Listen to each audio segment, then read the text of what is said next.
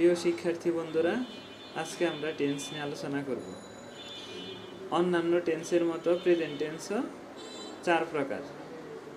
Present tense, যে কাজটা বর্তমানকালে হয় সেটাই হচ্ছে প্রেজেন্ট টেন্স। তো প্রেজেন্ট টেন্স 4 প্রকার আমরা সবাই জানি। প্রেজেন্ট ইনডিফিনিট টেন্স অর্থ হচ্ছে অনির্দিষ্ট বর্তমানকাল। তো চিনার উপায় কি? বাংলা বাক্যের ক্রিয়াপদের শেষে রস্বই অন্তস্থ অ থাকবে। যেমন আমি বই পড়ি, এখানে রস্বই আছে।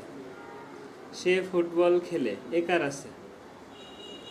তো বন্ধুরা, এই প্রেজেন্ট ইনডিফিনিট টেন্স বলতে আমরা সেই টেন্সকেই বুঝবো যে কাজটা আজীবনই হয়।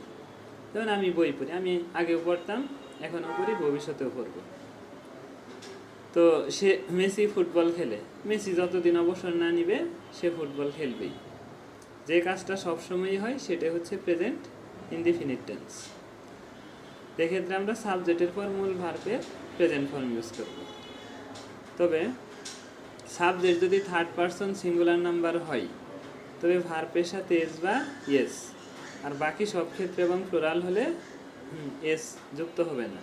কথাটা আমি আবার বলছি, সাবজেক্ট যদি থার্ড পারসন সিঙ্গুলার নাম্বার হয় তবে মূল ভার্বের সাথে এস বা ইয়েস, বাকি সব ক্ষেত্রে এবং প্লুরাল হলে মূল ভার্বের প্রেজেন্ট ফর্ম, কোনো এস ইয়েস যুক্ত হবে না। হি এটা থার্ড পারসন সিঙ্গুলার নাম্বার, তাই মূল ভার্বের সাথে এস যুক্ত হয়েছে। প্লেস প্রেজেন্ট কন্টিনিউয়াস টেন্স, যে কাজটা বর্তমানে চলতেছে সেটাই হচ্ছে প্রেজেন্ট কন্টিনিউয়াস টেন্স। চিনার উপায়, বাংলা বাক্যের ক্রিয়াপদের সাথে তে থাকবে, তারপরে সি স সে থাকবে, মানে তে মানেই কন্টিনিউয়াস। যেমন আমি বই পড়তেছি, সে ফুটবল খেলতেছে। এটাকে আমরা সাধু ভাষায় হচ্ছে পড়তেছি, চলিত ভাষায় নিলে কি হবে? পড়ছি। সাধু ভাষায় খেলতেছে, চলিত ভাষায় হবো খেলছে। এইটুকুই তফাৎ।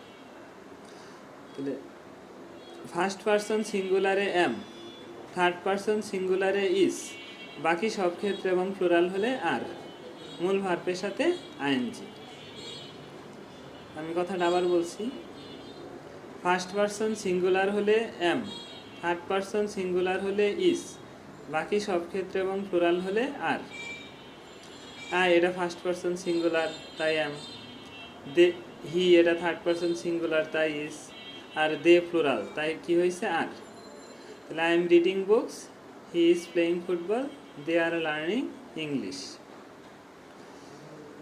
প্রেজেন্ট পারফেক্ট টেন্স মানে পুরা গঠিত বর্তমানকাল, যে কাজটা শেষ হয়েছে কিন্তু তার ফলাফল এখনো বর্তমানে আছে, সেটাই হচ্ছে প্রেজেন্ট পারফেক্ট টেন্স। তো আমরা জানি কন্টিনিউয়াসে তে হয় আর পারফেক্টে এ থাকে। সে ফুটবল খেলেছে, একার আছে। আমি ইংরেজি শিখেছি, এখানে এ আছে। আর সি সসে এটি হচ্ছে কমন, অর্থাৎ কাজটা শেষ হয়ে গিয়েছে। এখানে আমরা কি ইউজ করবো? অক্সিলিয়ারি ভার্ব হ্যাভ অথবা হ্যাজ। থার্ড পারসন সিঙ্গুলার হলে হ্যাজ, বাকি সব ক্ষেত্রে এবং প্লুরাল হলে হ্যাভ, মূল ভার্বের পাস্ট পার্টিসিপল ফর্ম। আমি আবার বলছি, থার্ড পারসন সিঙ্গুলার হলে হ্যাজ, বাকি সব ক্ষেত্রে এবং প্লুরাল হলে হ্যাভ, মূল ভার্বের পাস্ট পার্টিসিপল ফর্ম। সে ফুটবল খেলেছে, he has played football. He third person singular, তাই হ্যাজ। আর আই যেহেতু এই থার্ড পারসন সিঙ্গুলারের মধ্যে আসে না, তাই হ্যাভ। অর্থাৎ থার্ড পারসন সিঙ্গুলার হলে আমরা হ্যাজ ইউজ করবো, আর বাকি সব ক্ষেত্রে চোখ বন্ধ করে হ্যাভ বসাবো।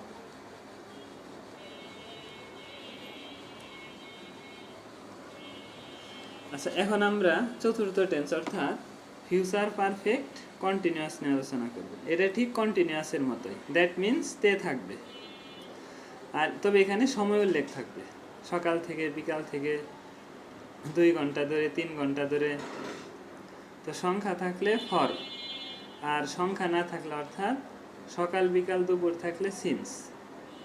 এখানে কি হবে? হ্যাজ বিন, হ্যাভ বিন, আগের মতোই। থার্ড পারসন সিঙ্গুলারে হ্যাজ বিন, বাকি সব ক্ষেত্রে এবং প্লুরাল হলে হ্যাভ বিন, মূল ভার্বের সাথে আইএনজি। সে 2 ঘন্টা ধরে ফুটবল খেলতেছে। He has been playing football for 2 hours। যেহেতু এটা থার্ড পারসন সিঙ্গুলার তাই হ্যাজ বিন,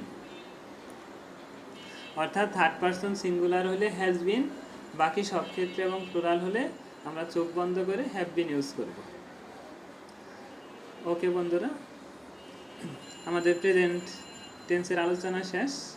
তো অল্প কিছু বেসিক বিষয় মনে রাখতে হবে। আশা করি প্রেজেন্ট টেন্স নিয়ে তোমাদের আর কোনো সমস্যা হবে না।